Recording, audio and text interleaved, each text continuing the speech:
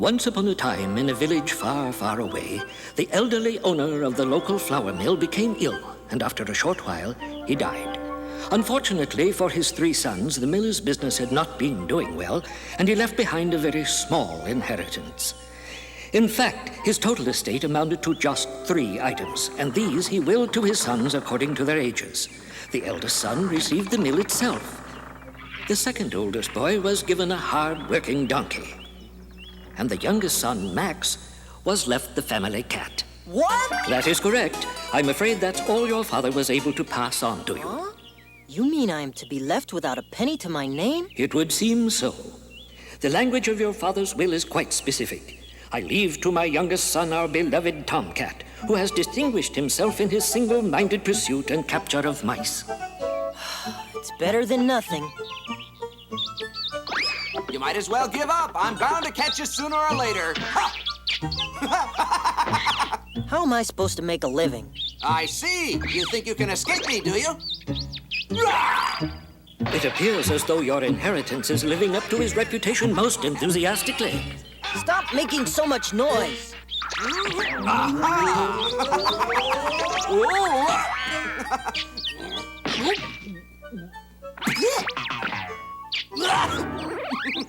If you value your hide, Master Cat, you'd better stop it. Good morning, young squire. Have you suffered some kind of misfortune? You appear to be very pale. Aha, I'll wager you've been fighting with your big brothers again, haven't you? And by the look of things, you've been beaten again. I'm afraid your temper is more spirited than your judgment. Now look here.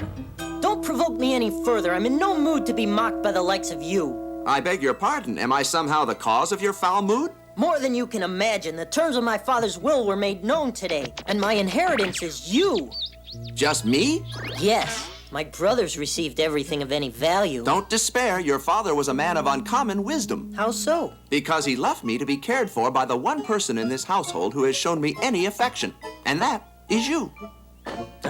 Nice of him. He must have determined that you, among all his sons, were the one who could benefit most from my companionship and faithful devotion. You should be truly grateful for his bounty. Some kind of bounty. How am I supposed to earn my living with nothing but a tomcat? You must start by counting your blessings. In my circumstance, I have much to be grateful for. If I had been left to either of your brothers, I would have been kicked around all year, and in the end, they would have used my fur to make gloves. That might be a good idea. I expect a glove maker would pay quite a pretty penny for a fur pelt. It's thick enough. Would you please stop contemplating such an unpleasant prospect? Can you see nothing at all beyond your pocketbook? Why are you so possessed by this desire to make money? Isn't it obvious? My 2 older brothers have been given away to make a living, but I'm forced to fend for myself with no means whatsoever. And you've been left with one shabby tabby, on top of which you know nothing about the world yet, unlike your brothers. Also, because you're a youngster, you have no strength. And as for your brain, well, we can't expect much there either. What?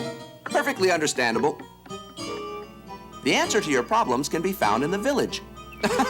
I must say, I find you humans to be quite confusing. It seems that you cannot enjoy life unless you hear the sound of gold and silver coins rattling around in your pockets. It's regrettable. If you were like cats, you'd find the world much more interesting, and you'd be content to while away your days doing nothing more ambitious than chasing mice. We're really quite a wonderful species, independent, lovable, and fascinated with the world we find around us. How about it, my friend? Give up this troublesome quest to accumulate money and try to be more like me. You'll never get bored, and I can assure you you'll be much happier than your brothers. Life's not as simple as you seem to think it is. Life can be as simple or as complicated as you wish to make it. If you were to follow my example, you would soon discover that nothing on earth is as satisfying as playing with mice, or that feeling you get at the end of the chase when you get to gobble them down. Believe me when I tell you, humans find such pursuits unappetizing. Here is the shop I was looking for. This is the shop of the shoemaker. Are you suggesting that I might find employment here? Not at all. In that case, I'm confused. For what purpose did you bring me to this shop? Surely you do not expect me to buy a new pair of shoes with what little remains out of my meager capital. I presume from what you just said that you have enough money to buy one pair of shoes if need be? Such a purchase would leave me absolutely penniless. Stop now. I won't be a party to something so absurd. Good afternoon. I'm sorry to interrupt you. What can I do for you? I'm hoping you can fashion a pair of shoes for me. I'm in a big hurry. Have you gone completely mad? I told you I can't afford new shoes. Please don't interfere. So, Master Shoemaker, are you able to do the job or not? Do you have any money? As you probably noticed, I have no personal means of my own, but my master has more than enough money to make such a purchase. Isn't that right, sir? We better go. I don't think this gentleman will be amused with your little joke. But my request is not intended to provoke laughter. Just a minute, you two. I'm a busy man, and if you're here to waste my time, I'm warning you right now, you'd better get out or I'll make you regret having come here in the first place. See how much trouble you've caused by not listening to me, sir? Now you've gotten the shoemaker very upset. Out. You'd better let him see. Let him see what? The money, of course. If you get him any angrier, things will get out of hand. You'd better show him you have some. He has plenty of money, as you can see. What do you think, shoemaker? How many pairs of shoes could we purchase with the money you see before you? Well, for that much, I could make you one pair. One pair of adult shoes, am I right? Yes, that's correct. I suppose, then, that if you were to make shoes for me, you would use less material and would probably have some left over? You mean the shoes you want made are for you? That's my idea. And what does that mean? It means rather than making large, expensive shoes for a human, it is far more economical to think in terms of making small shoes for me. Is it possible, shoemaker, that with this sum you might be able to fashion me some kind of hat as well? Well, if they're for you, then I suppose both the shoes and the hat could be done. Agreed. Since time is of the essence, do you mind beginning work immediately? I think I'll have you make me boots instead of shoes, though. That would look more dashing. I want them to reach my thighs and have some stylish embroidery around the top. They should be very soft leather. I want them to be red, and the heels should be nice and high. Oh, and let's put some spurs on them as well. You never know when I might have to ride a horse. I'm doomed. I would pinch myself, but I'm afraid I would find out this was no dream. Huh? Puss! Da-da-da-da-da-da-da-dum. Well, what is your opinion? Does it meet with your approval? I must say it's impressive. You're fabulous. Your appearance is beyond words. Never in my life have I seen such elegance before. Thank you for your praise, sir. I've been noticing in my observations of people that they seem to be very impressed with a person's outward appearance. In fact, someone may be an absolute scallywag, but if he dresses well, he will be immediately accepted by members of polite society. You seem to have a more dignified manner about you, almost as though you've become a new person. To be more precise, you'd have to say I've become a new cat. You certainly don't look like the pet cat from the flour mill. It's a pity I'm broke. With a bit more money, I might have been able to complete your wardrobe by buying you a splendid cape. You've already been most kind to me, my friend. Here you've spent all your money, and yet without a moment's hesitation, you offer to buy me a cloak. You're very generous. As impressive as your bearing is now, I believe a cloak would convince people you serve some great nobleman. You may be right, but the items you've already purchased should be sufficient for my purposes. Come along, sir. Huh? Huh?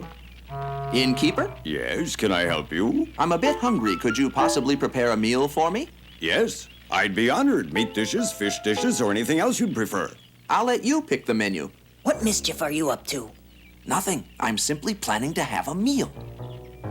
Make that a meal for two, my good man, and serve up the best food your establishment has to offer. Immediately, it will be my pleasure. This is beyond comprehension. Have you gone mad? I'm feeling perfectly fit, thank you. Why? Because you seem to have forgotten that we have no money. We're completely destitute. I'm well aware of that. This man will expect to be paid for the food he's preparing. I imagine so. It's a reasonable expectation. So what do you plan to do? Eat and run? Why, that would be dishonorable. I'm surprised you mentioned it. Huh? Obviously, one of us has become demented. What are you planning? I'm planning to eat my meal when it arrives. Sorry to keep you waiting, gentlemen. Feast your eyes and your palate. Ah, perfection. Ah, we'll be ruined. Please, my friend, you mustn't be so dispirited in the face of such marvelous food. To begin with, it's bad for your health, and beyond that, it's terribly impolite. So drink up, and leave everything to me. I'm drinking, but I'm still worried. Believe me, there's nothing to be afraid of. Humbug. We'll end up in prison. Wonderful.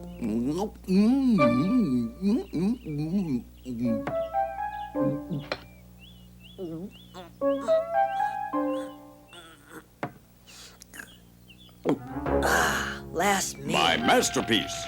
This, gentleman, is the special dish for which my restaurant is so famous. It smells delicious. What do you have there, small chickens? I should say not. These are quails, which we caught in the forest this morning.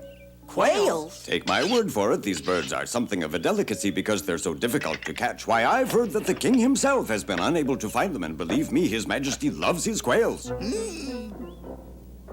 Get me some quails, you fools!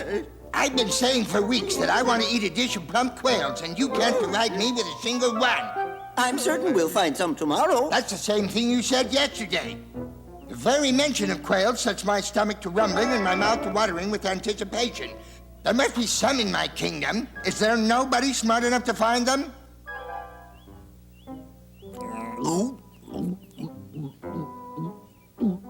My compliments. This is the best meal I've eaten in quite some time. I thank you, sir. The quail is particularly fine, don't you think?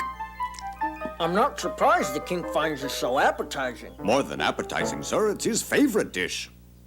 You're absolutely certain it's his favorite? Oh, yes, sir. I have it on the highest authority. Excuse me? How peculiar.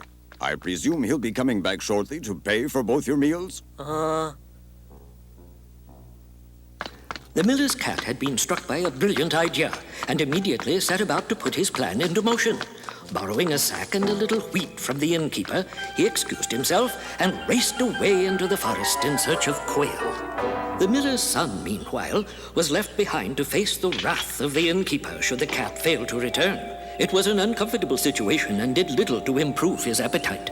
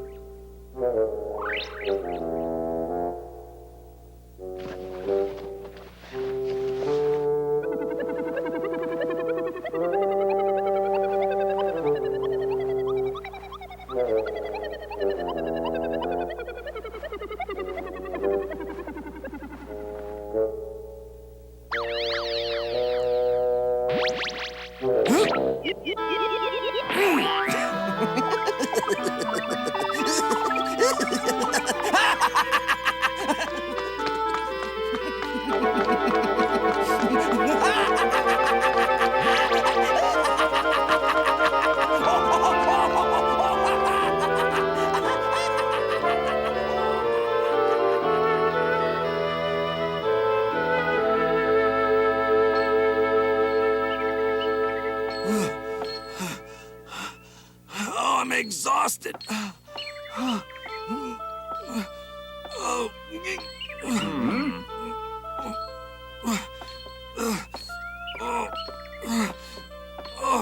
Oh, my back.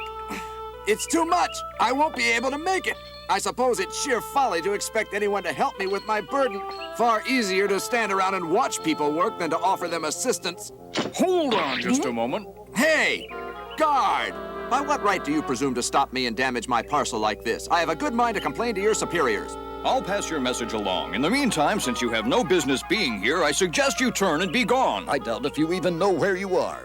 It's the king's castle, of course. You expected to walk up and demand admittance? Absolutely. For what reason? To present something to His Majesty. I have something very important to discuss with him and have therefore brought him a special gift.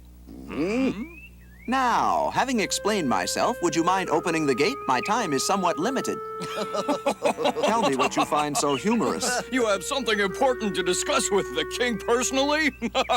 On top of that, would we mind opening the gate since you have to be somewhere? I am not in the habit of making frivolous requests. Do you really find my statements to be that funny? Yes, I find them to be very funny, and now I'm going to show you something I find even more amusing. There now! That was pretty funny, wasn't it?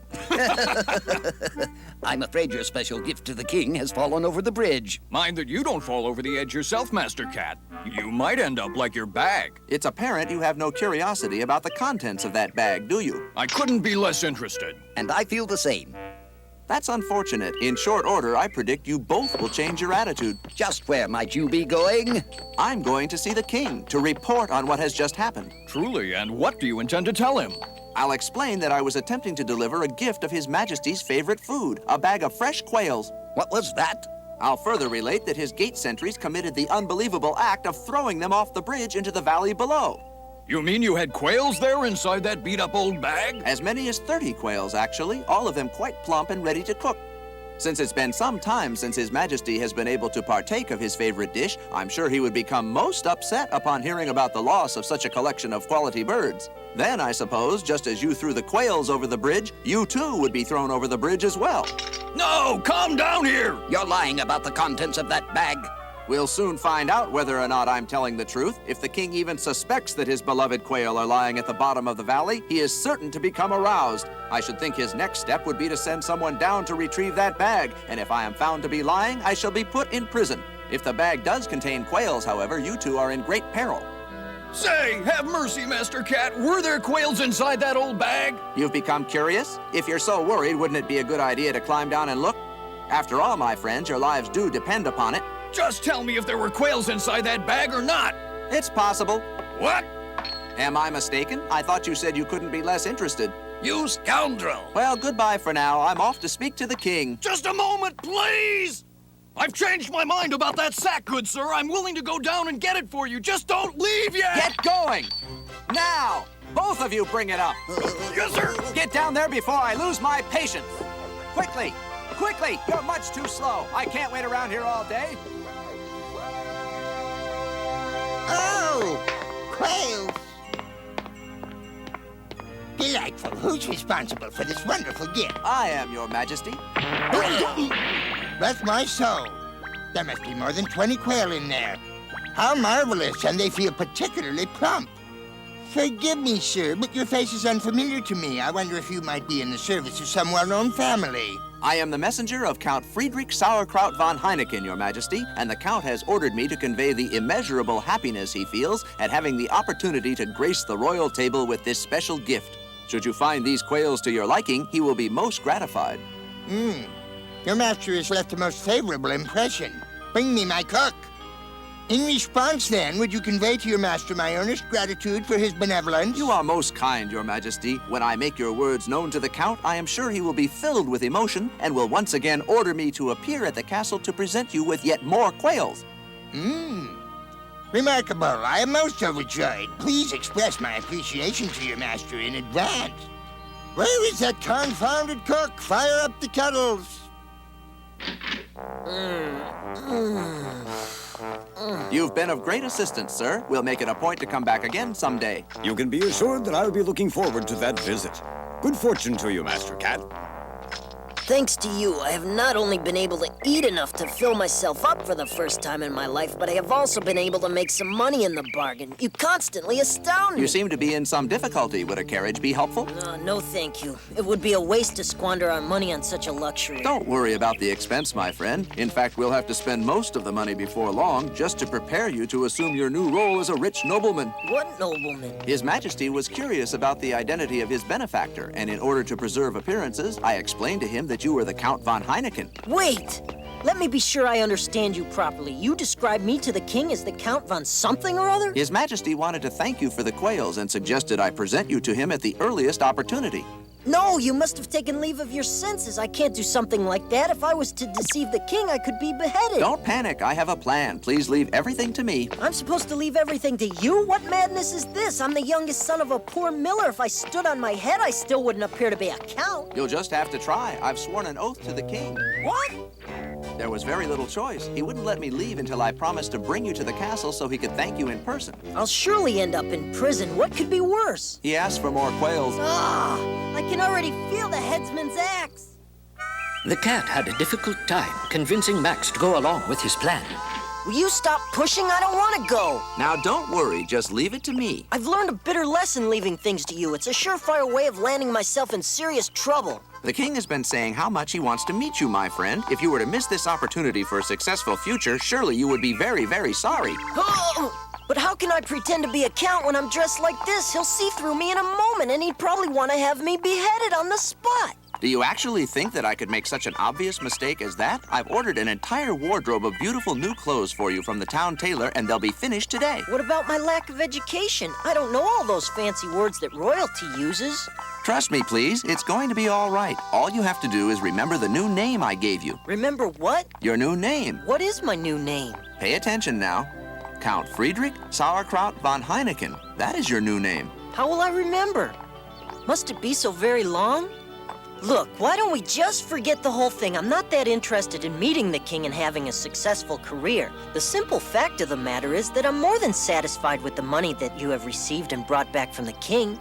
Huh? That carriage looks familiar.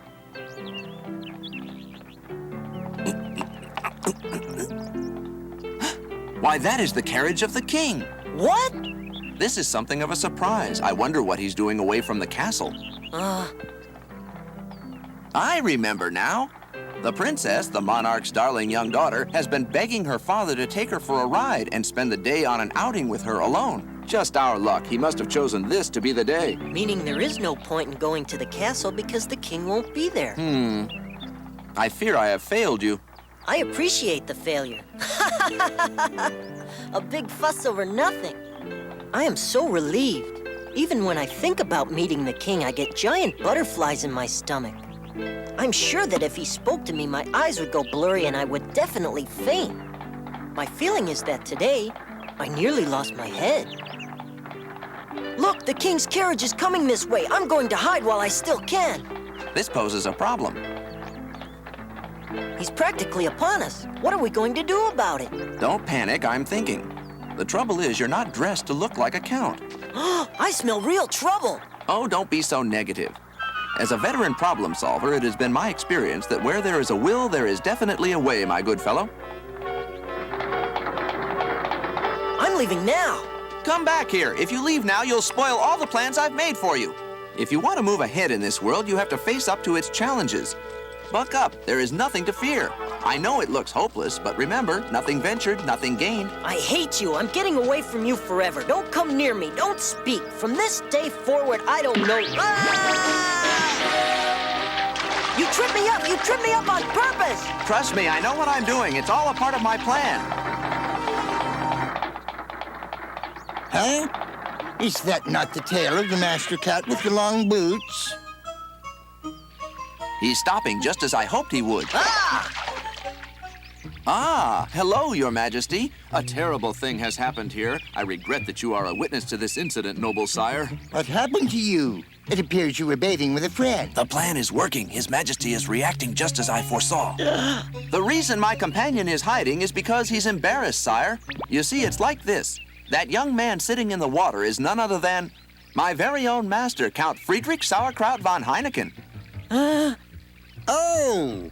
Count von Heineken, the generous nobleman who sent me those delicious gifts through your own good offices, Master Cat. I wish to meet him. I'm afraid that's a bit embarrassing. Why is the Count embarrassed?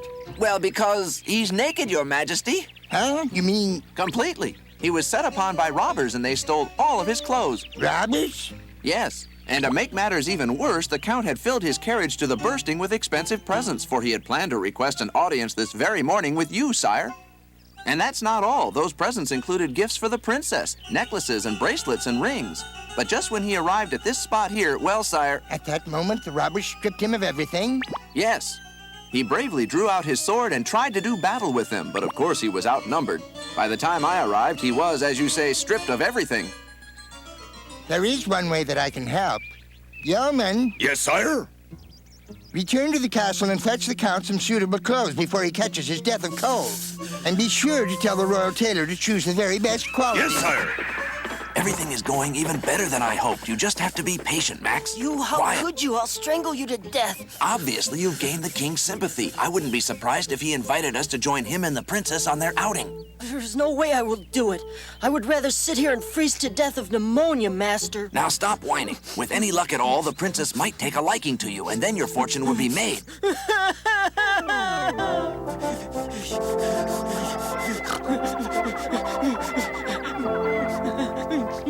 Are you ready? The king is awaiting us, Count von Heineken. Take my word for it, you look like a splendid gentleman.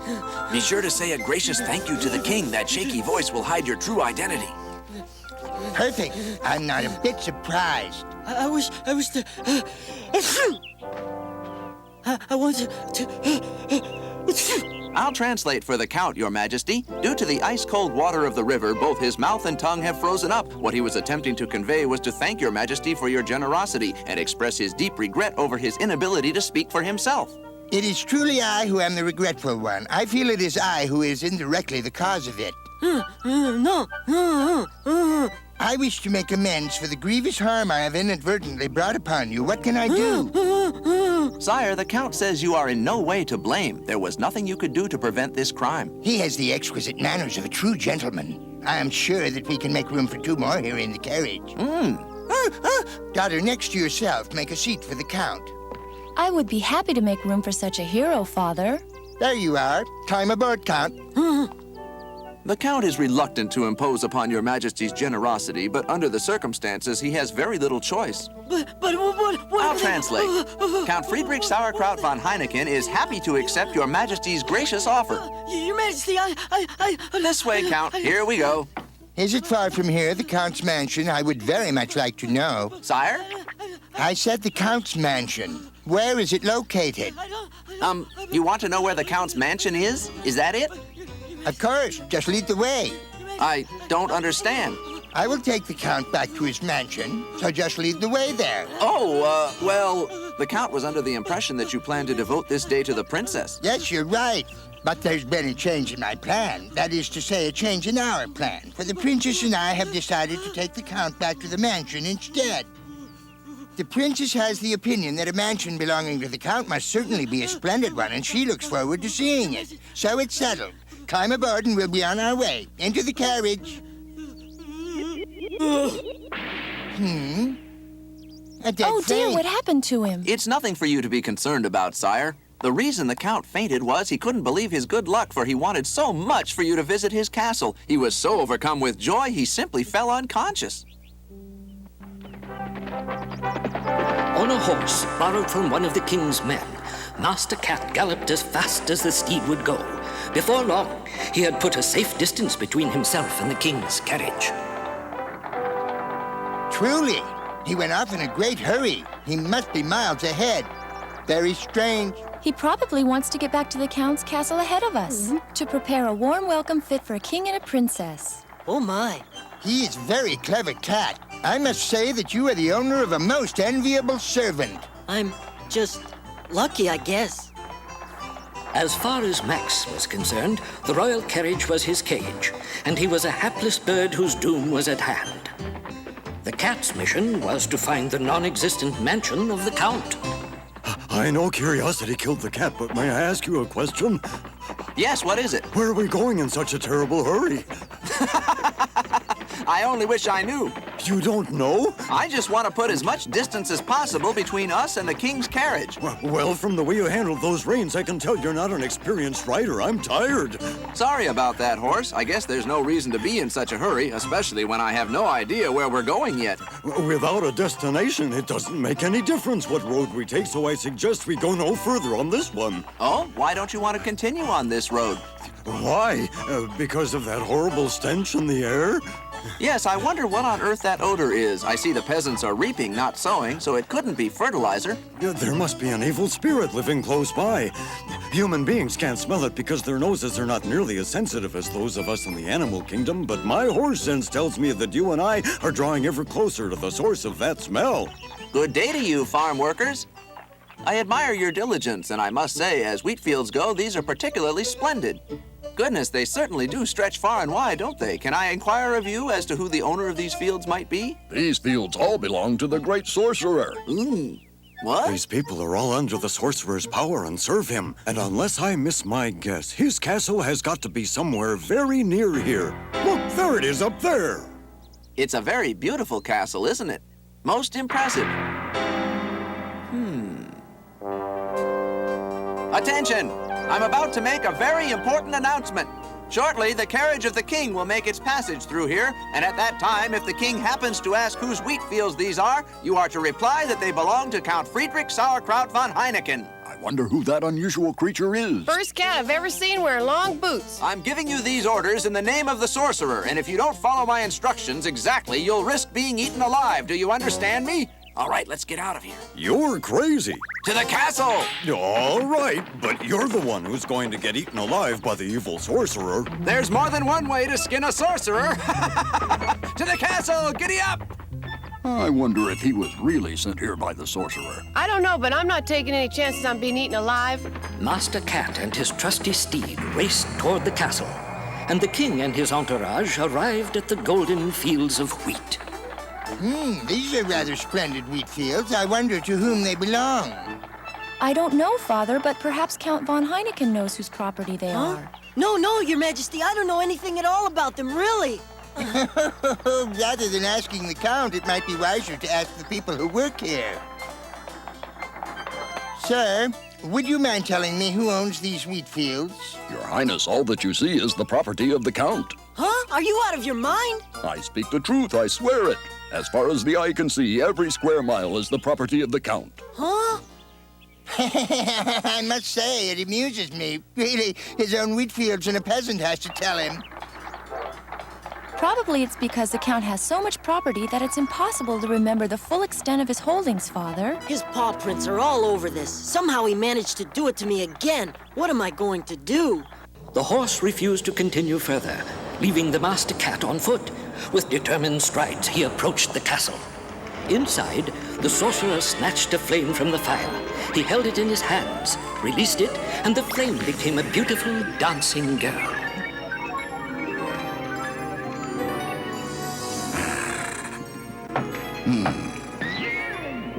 The door is open. Who are you? And what do you want?